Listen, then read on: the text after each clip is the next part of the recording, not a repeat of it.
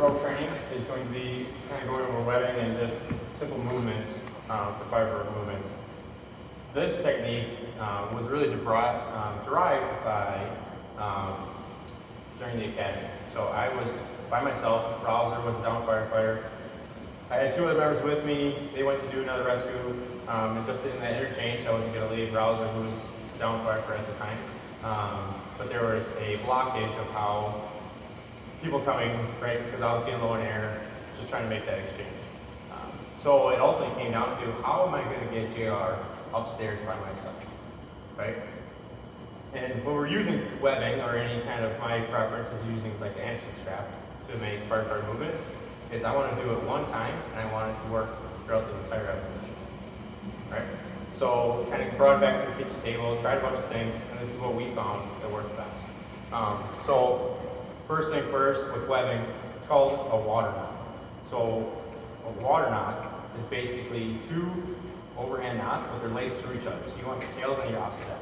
When you do it like your regular overhand knot, like some people do for the webbing, so it's tied kind of like this, what occurs is that you don't have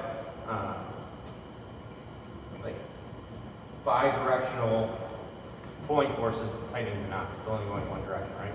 So the knot's not made to be spliced at the bottom, right? You can have a failure there.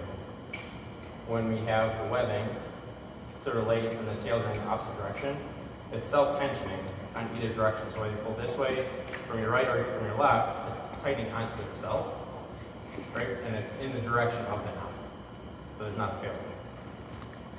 So, like I said, with my Anderson strap, one is recognizing what you have with your crew. My preference is the Anderson strap. If I was going to do this by myself, what I would do is I would get this portion off my carabiner, and same thing whether it's one person or two people is the same. So the center of my Anderson strap, I want it up and over your body. Okay. Now once I'm here, what I'm going to end up doing is I'm going to lace it through your pack. You have these handles.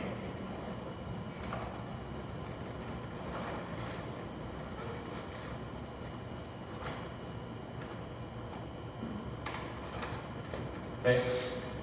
Now to do it by myself is I have to get this underneath your legs. Put it underneath your legs, I'm gonna be in it.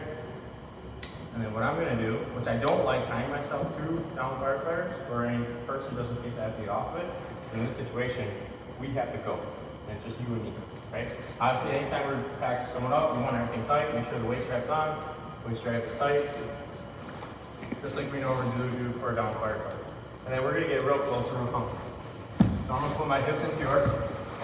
I'm gonna clip this into either my waist belt of my SCBA, or if you have a gut belt, you can clip it into your gut belt. There's less loss.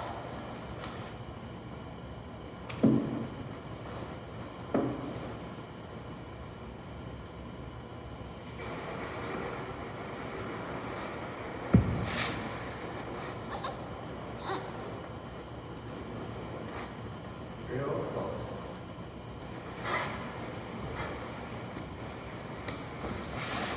Now we're clipped in together, right?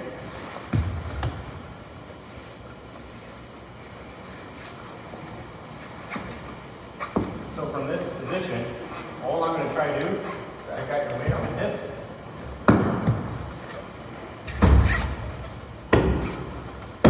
And then rock me back.